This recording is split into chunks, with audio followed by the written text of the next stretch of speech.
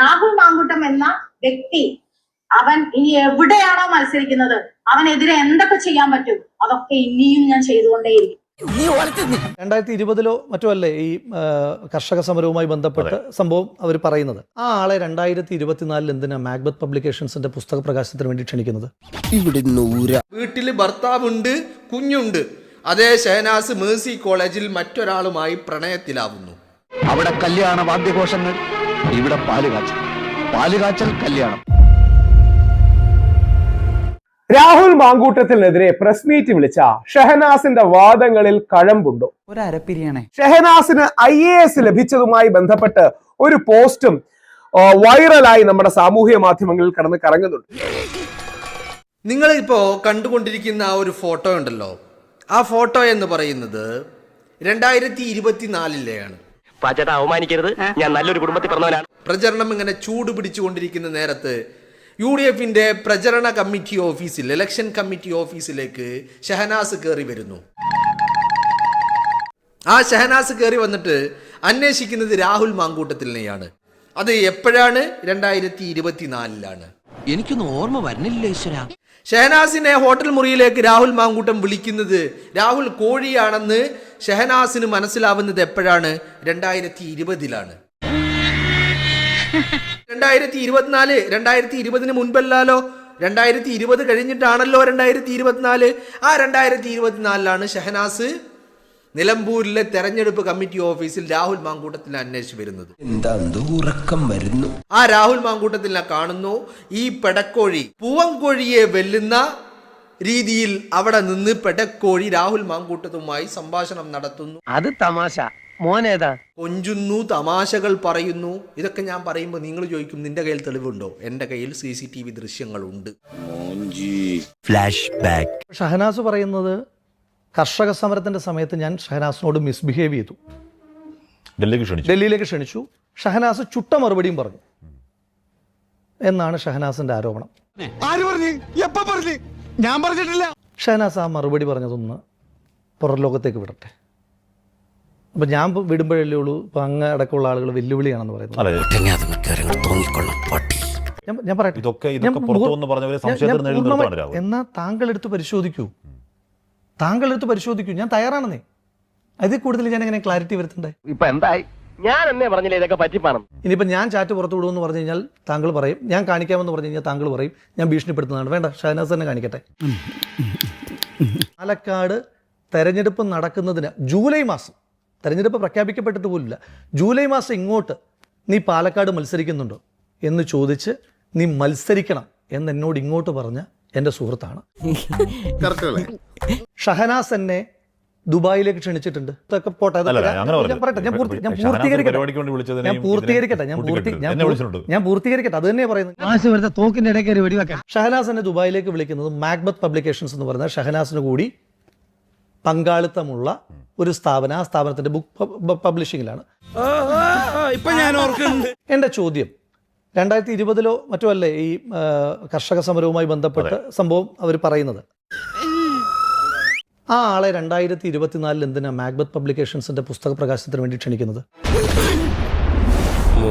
നമുക്ക് ഷഹനാസിന്റെ വാദങ്ങളും പരിശോധിക്കാം. എന്തുകൊണ്ടാണ് നമ്മൾ നിഷ്പക്ഷമായി പരിശോധിക്കുന്നതെന്ന് പറഞ്ഞാൽ, അങ്ങനെ നിഷ്പക്ഷമായി പരിശോധിക്കാനുള്ള ഒരു സ്പേസ് നമ്മുടെ ഇടയിൽ വേണം. ആരാണ് ഇവൻ? ഇവന് പിന്നാലെ എല്ലാ സ്ത്രീകളും അങ്ങോട്ട് പോവായിരുന്നു. ഇവിടെ പറയാതെ അതിജീവിച്ചു വന്ന ഒരുപാട് സ്ത്രീകളുണ്ട്. ഞാൻ രാഹുൽ മാങ്കൂട്ടത്തിന്റെ രീതിയിൽ എന്താണ് ഷഹനാസ് അവർ അതിജീവിച്ചത്? പീഡനം നടന്നില്ല എന്ന് കോടതി വിധിന്യായത്തിൽ എഴുതി വെച്ചിട്ടില്ലേ? പിന്നെ എന്ത് അതിജീവിച്ചു എന്നാ ഷഹനാസ് പറയുന്നത്? എനിക്ക് അവന്റെ ഇരയാവാൻ താല്പര്യമില്ലാത്തതുകൊണ്ടും അവൻ ഏതാണെന്ന് ഫസ്റ്റ് മുതലേ തിരിച്ചറിഞ്ഞ വ്യക്തിയായതുകൊണ്ടും അവനെ നിലയ്ക്ക് നിർത്തേണ്ടടുത്ത് നിർത്തിയിട്ടുണ്ട്. പിന്നെ ഷഹനാസ് എന്തിനാ രാഹുൽ മാങ്കൂട്ടത്തിൽ അങ്ങോട്ട് പലതവണ മെസ്സേജ് അയച്ചു? ഷഹനാസ് തന്നെ പറയുന്നതാണ് കേട്ടോ. നമുക്ക് ആരെയും കളിപ്പിക്കുന്നില്ല. ഇവിടുന്ന് കരിച്ചിങ്ങനെ വരും. രാഹുൽ മാങ്കൂട്ടത്തിനേക്കാൾ മുമ്പ് ജനിച്ച അതിനേക്കാൾ അനുഭവ തീവ്രതയുള്ള MA ഷഹനാസിന് അറിയാം. അതെ, അങ്ങനെയാണെങ്കിൽ ഷഹനാസിനെക്കാട്ടി മുമ്പേ ജനിച്ച ഞാനാണ്. ഷഹനാസിന്റെ ജീവിതത്തിലുള്ള അനുഭവങ്ങളെക്കാൾ കൂടുതൽ അനുഭവമുള്ള എനിക്കാണ്. നിങ്ങളെക്കാൾ അനുഭവ തീവ്രതയുള്ളതും എനിക്കാണ്. അപ്പൊ അതുകൊണ്ട് പ്രായവും കാര്യങ്ങളും പറയുന്നതിന് യാതൊരു അർത്ഥവുമില്ല. അങ്ങനെയാണെങ്കിൽ നിങ്ങളെക്കാട്ടി പ്രായമുള്ള ഒരുപാട് പേരില്ലേ, നിങ്ങൾ അവരെ ആരെയും പഠിപ്പിക്കാൻ പോകണ്ട. അപ്പൊ ഇങ്ങനെയൊന്നും പഞ്ച് ഡയലോഗ് പറഞ്ഞിട്ട് കാര്യമില്ല, കണ്ടന്റിലേക്ക് വരും. അല്ലെങ്കിൽ നാളെ ആവട്ടെ. കമ്മ്യൂണിസ്റ്റ് പാർട്ടി രാഷ്ട്രീയ പ്രേരിതമായിട്ട് ഇതിനെ കാണുന്നു, അല്ലെങ്കിൽ അങ്ങനെ വളച്ചൊടിക്കുന്നു എന്ന് പറയുമ്പോഴും കമ്മ്യൂണിസ്റ്റ് പറയുമ്പോഴും അതായത് എങ്ങോട്ടാണ് ചാട്ടം എന്ന് മനസ്സിലായല്ലോ. രാഹുൽ മാങ്കൂട്ടം എന്ന വ്യക്തി അവൻ ഇനി എവിടെയാണോ മത്സരിക്കുന്നത് അവനെതിരെ എന്തൊക്കെ ചെയ്യാൻ പറ്റും അതൊക്കെ ഇനിയും ഞാൻ ചെയ്തുകൊണ്ടേയിരിക്കും. നാണമില്ലടാ നിനക്ക് ഇങ്ങനെ നാറിയ കളി കളിക്കാൻ. ഷഹനാസ് ചെയ്യുന്നതിന് ഒരു ഇമ്പാക്റ്റും ഇല്ല. ശ്രീ ഷഹനാസ് എന്ന വ്യക്തിയെ കേരള സമൂഹം അറിയുന്ന ഇങ്ങനെ 1-2 വിവാദങ്ങൾ മാത്രമാണ്, അല്ല സ്വന്തമായിട്ട് എന്തെങ്കിലും മീനിങ് ഫുള്ളി കോൺട്രിബ്യൂട്ട് ചെയ്തിട്ടല്ല എന്ന് മനസ്സിലാക്കണം. ഞാൻ റെഡിയാണ് ഏത് രീതിയിലുള്ള അവന്റെ സൈബർ കമ്മികളുടെ പറഞ്ഞു വന്നപ്പോ സൈബർ കമ്മികളുടേതായി പോയി. അടിപൊളി. എന്നിട്ട് കൊങ്ങികളുടെ കൊങ്ങികളുടെ സൈബർ കമ്മികളുടെ ഞാൻ പറയുന്നില്ല, കൊങ്ങികളുടെ. അതായത് ഏതെങ്കിലും ഒരു നല്ല കോൺഗ്രസ്സുകാരി കൊങ്ങി എന്ന് വിളിക്കൂ? മുഖത്ത് നിറച്ച് വിനയം വാരിത്തേച്ച് വച്ചാലും ഇടയ്ക്കിടയ്ക്ക് ഉള്ളിക്കിടക്കണ ഫ്രാഡുകൾ പുറത്തോട്ട് തള്ളിക്കാറ് വരും. ഷഹനാസ് പറയുന്നതിലെ പ്രശ്നം എന്ന് പറഞ്ഞാൽ ഷഹനാസ് പഞ്ച് ഡയലോഗ് പറയാൻ വേണ്ടി കുറച്ച് ഡയലോഗ് പറയുന്നതല്ലാതെ മെറിറ്റ് ഉള്ള അധികം കാര്യങ്ങൾ പറഞ്ഞിട്ടില്ല. 100% ഞാൻ യോജിക്കുന്നു. ഇനി കുറച്ച് പിന്നിലേക്ക് പോകാം. എന്തിനാണ് പിന്നിലേക്ക് പോകുന്നത്? പൂവൻകോഴിയാണോ പെടക്കോഴിയാണോ കോഴിത്തരം കൂടുതൽ കാണിച്ചത് എന്ന് അറിയാൻ വേണ്ടിയിട്ടാണ് നമ്മൾ 2012 പോകുന്നു. 2012 ഷഹനാസ് രാമനാട്ടുകരയിലെ യുണീക്ക് കോളേജിൽ +2 വരുന്ന കാലം.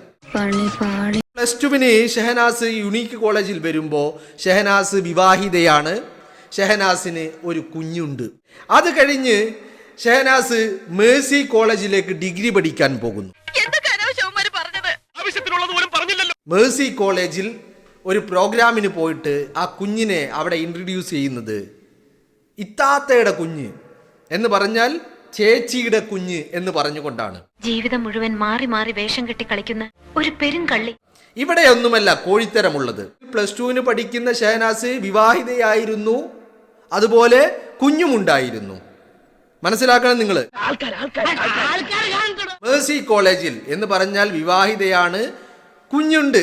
ആ ഷഹനാസ് മേഴ്സി കോളേജിൽ മറ്റൊരുത്തനുമായി പ്രണയത്തിലാവുന്നു. അവിടെ കല്യാണ വാദ്യഘോഷങ്ങൾ, ഇവിടെ പാല് കാച്ചി. വീട്ടിൽ ഭർത്താവുണ്ട്, കുഞ്ഞുണ്ട്. അതേ ഷഹനാസ് മേഴ്സി കോളേജിൽ മറ്റൊരാളുമായി പ്രണയത്തിലാവുന്നു. അവിടെയാണ് ഞാൻ പറയുന്ന കോഴിത്തരം എന്ന് പറയുന്നത് വരുന്നത്.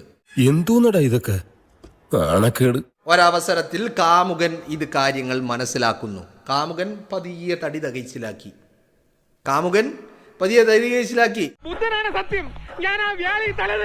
ഇനി മേ ബി വരും കാലങ്ങളിൽ ഈ കാമുകനെതിരെയും